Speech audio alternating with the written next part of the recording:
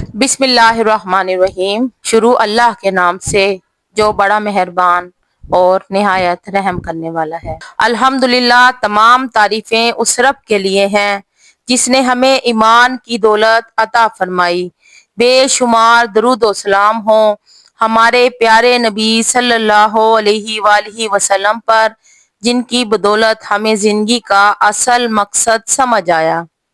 میرے عزیز بھائیوں اور بہنوں، وقت کی تیز رفتاری اور دنیا کی چمک دمک نے ہمیں حقیقت سے غافل کر دیا ہے۔ آئیے چند لمحے اللہ اور اس کے دین کی بات کرتے ہیں۔ شاید یہی الفاظ، یہی لمحے ہماری زندگی کا رخ بدل دیں۔ دل کی گہرائی سے سنیے گا، کیونکہ یہ صرف ایک بیان نہیں بلکہ آخرت کے لیے ایک دعوت ہے۔ الا لہ الخلق والامر تبارک اللہ رب العالمین۔ سورہ اعراف۔ فرمایا، جب مخلوق ساری اللہ کی، خالق اللہ اکیلا، الا لہ الخلق، جب خلق اس کی، تخلیق اس کی، فضائیں اس کی، جب اس زمین پر بسنے اور رہنے والی ہر چیز کا خالق وہ ہے، تو والامر، امر بھی اسی کا چلے گا، حکم بھی اسی کا چلے گا، دین بھی اسی کا ہوگا، نظام اس کا ہوگا، کسی کا کوئی حق نہیں۔ تبارک اللہ رب العالمین، وہ برکتوں والا رب ہے، وہ جہانوں کا رب ہے۔ تم اس کا دین اپناؤ، اس کا نظام چلاؤ، پھر دنیا میں اس کی برکتیں اور رحمتیں دیکھو کہ کس طرح دنیا میں خیر عام ہوتی ہے۔ میرے پیارے بہنوں اور بھائیوں، یہ شر کا وجود کہاں سے آیا ہے؟ ہمارے دل میں یہ سوال آتا ہے کہ یہ شر کا وجود کہاں سے آیا ہے؟ شیطان نے کہا، اللہ میں تیرا حکم نہیں مانتا۔ اللہ نے حکم دیا، جا، نکل جا، چلا جا۔ سورہ کہف میں اللہ تعالیٰ کا ارشاد ہے، کانا من الجن ففسق عن امر ربہ، پہلے اللہ کی عبادت کرتا تھا، جنوں میں سے تھا، لیکن جب اس نے نافرمانی کی، بغاوت کی، تو اللہ نے فرمایا، فاخرج، نکل جا، جا یہاں سے، نکل جا۔ تو اب یہاں فرشتوں کی جماعت میں نہیں رہ سکتا، اب تیرا شمار عبادت گزار لوگوں میں نہیں ہو سکتا، تو نافرمان اور باغی ہے۔ کہنے لگا، یا اللہ، تو مجھے نکال تو رہا ہے، اب مجھے تھوڑی سی اجازت بھی دے دے کہ میں جس انسان کی وجہ سے نکالا جا رہا ہوں، اس کو اور اس کی اولاد کو گمراہ کر سکوں، دھوکہ دے سکوں۔ اللہ نے فرمایا، میں شریعت نازل کروں گا، ٹھیک ہے، تو جا اور اپنا کام کر۔ اللہ نے اسے اجازت دے دی۔ اب امتحان انسانوں کا اسی میں ہے کہ یہ میری بات مانتے ہیں یا گمراہ ہو کر تیرے پیچھے چلتے ہیں۔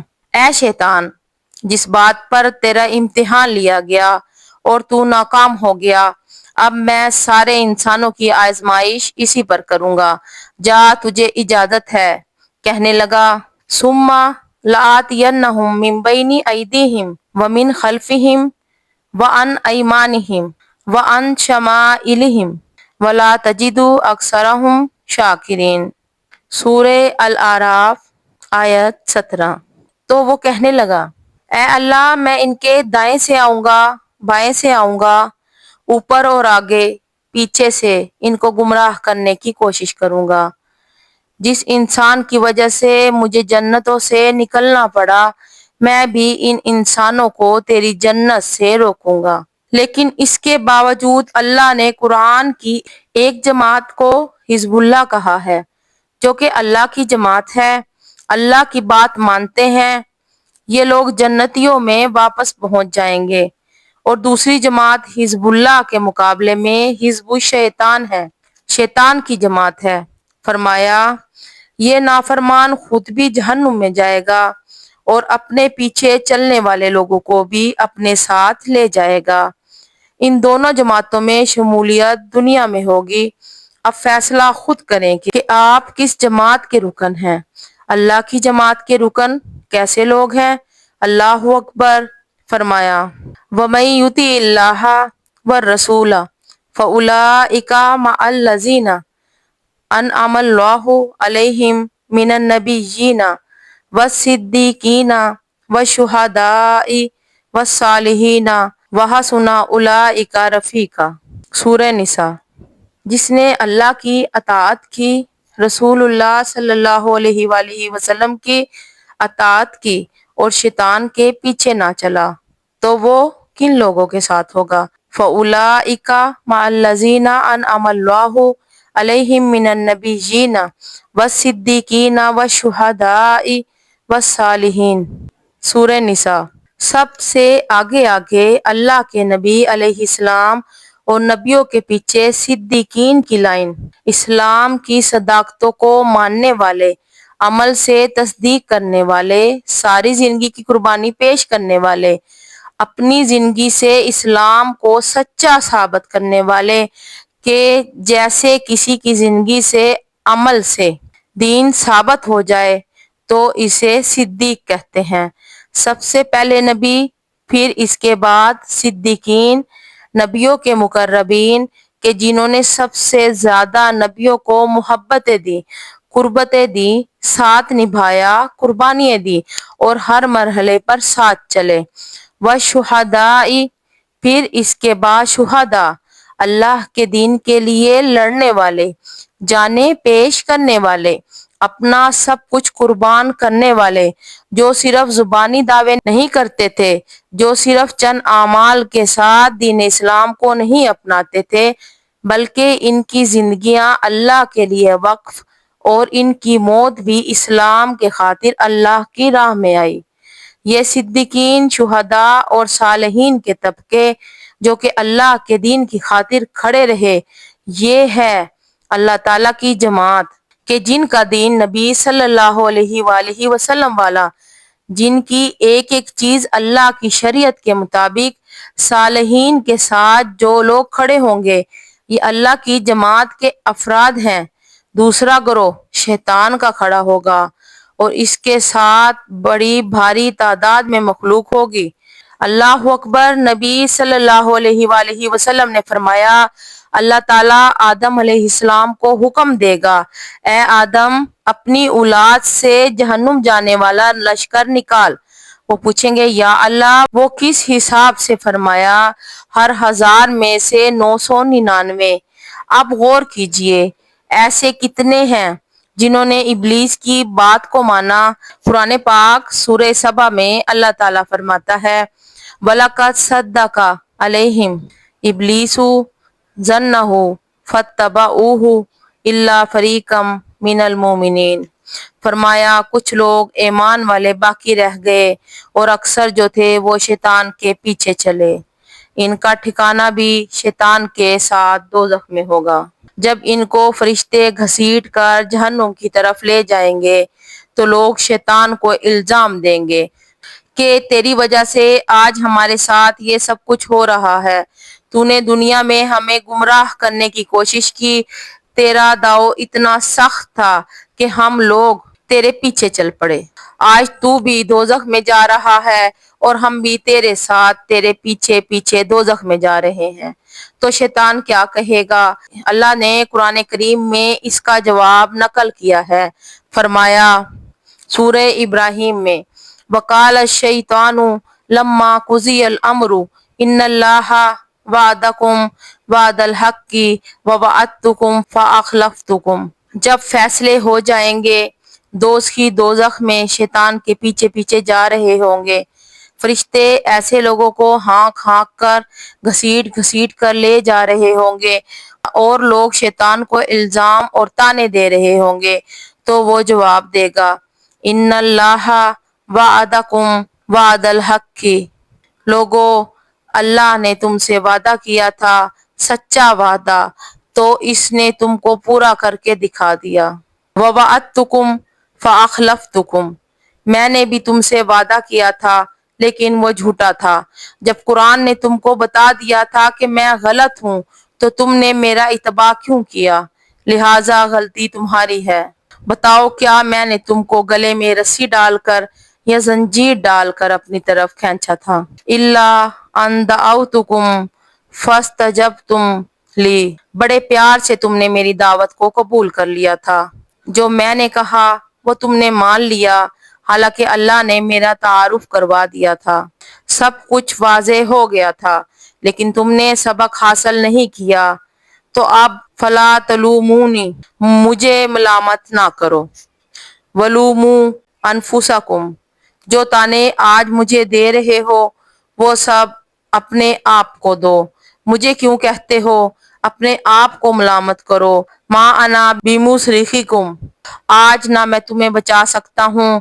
وما انتم بمصرخی، اور نہ تم مجھے بچا سکتے ہو. میرا ٹھکانہ بھی دوزخ اور تمہارا ٹھکانہ بھی دوزخ ہے. انی کفرت، تم مجھے جو اس سے قبل شریک ٹھہراتے رہے، میری عبادت و اطاعت کرتے رہے، میرے وعدوں پر یقین کر کے جو کفر و شرک پر ڈٹے رہے، میں اس سب کا انکاری ہوں. اب میں نے بھی سزائیں بھگتنی ہیں اور تمہیں بھی یہ سزائیں برداشت کرنی ہیں. تو میرے پیارے بھائیوں اور بہنوں، یہ وہ دو گروہ ہیں دنیا میں. پہلی قوموں کو تو اللہ تعالیٰ نے گمراہ قرار دے دیا، اور بنی اسرائیل کے نافرمانوں میں سے کچھ کو گمراہ اور کچھ کو مغضوب علیہ قرار دیا. ان کو بھی کفار کی صفتوں میں شامل کر دیا، اگرچہ وہ اہل کتاب تھے اور ان کی طرف رسول آئے تھے، لیکن اللہ تعالیٰ کے احکام سے بغاوت کی وجہ سے اللہ تعالیٰ نے ان کو بھی نافرمانوں کی فہرست میں کھڑا کر دیا.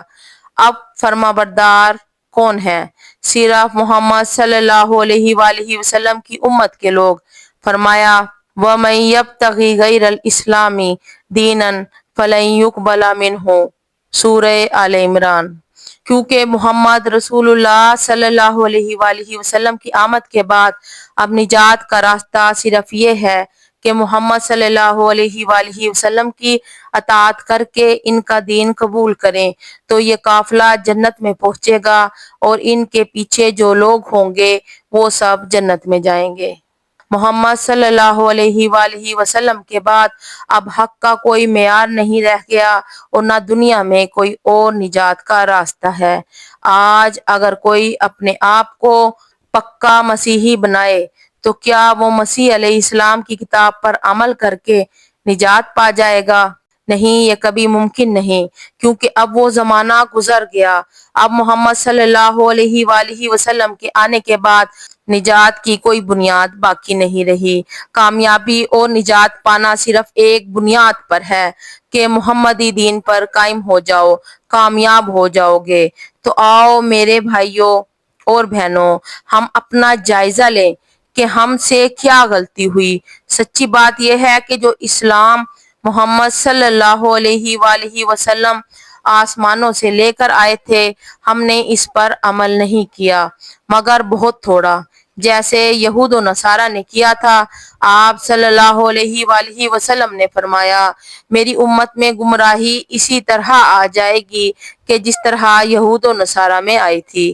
ترمذی میں ہے جس طرح دائیں پاؤں کا جوتا اور بائیں کا دیکھنے میں سائز میں ایک جیسا ہوتا ہے، اسی طرح میری امت کا حال یہود و نصارہ جیسا ہو جائے گا. بالکل ان کی طرح کے اعمال، ان جیسے اخلاق، انہی کی طرح حکومتیں چلائیں گے.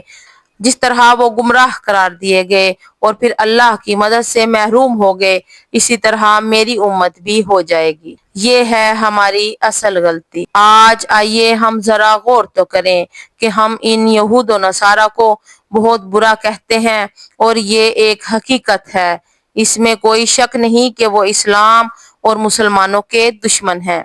فرمایا لَتَجِدَنَّ أَشَدَّ النَّاسِ عَدَاوَةً لِلَّذِينَ آمَنُوا الْيَهُودَ وَالَّذِينَ أَشْرَكُوا، سورۃ مائدہ. فرمایا دنیا میں سب سے بڑے اسلام اور مسلمانوں کے دشمن یہودی اور مشرکین ہیں. کیوں آج مسلمان ان دو چیزوں سے محروم ہیں؟ اللہ کی مدد نہیں ہے؟ آخر کیوں نہیں؟ کیا وجہ ہے؟ دراصل جو اسلام آسمانوں سے آیا تھا وہ ہم نے چھوڑ دیا اور دوسری راہیں نکال لی. اللہ تعالیٰ سے دعا ہے کہ اللہ تعالیٰ ہمیں کہی گئی ہر اچھی بات کو قبول کرنے اور اس پر عمل کرنے کی توفیق عطا فرمائے. آمین. اگر بات دل کو لگی ہو تو صرف سن کر نہ رکھیں، عمل ضرور کریں اور اسے آگے بھی پھیلائیں. اگر آپ کو اس ویڈیو سے کچھ سیکھنے کو ملا تو اسے دوسروں کے ساتھ ضرور شیئر کریں تاکہ صدقہ جاریہ بنے۔ آخر میں دعا ہے، یا اللہ ہمیں ہدایت دے، تقویٰ دے اور اپنے محبوب صلی اللہ علیہ وآلہ وسلم کے طریقے پر چلنے کی توفیق دے، آمین یا رب العالمین۔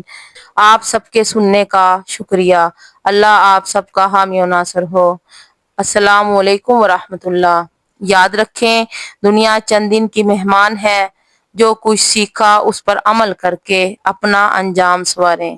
اگر آپ کو میری یہ ویڈیو پسند آئی ہو تو پلیز میرے چینل کو سبسکرائب اور ویڈیو کو لائک ضرور کر دیجیے گا۔ یہ آپ کی طرف سے تعاون ہوتا ہے جو ہماری حوصلہ افزائی میں معاون ہوتا ہے۔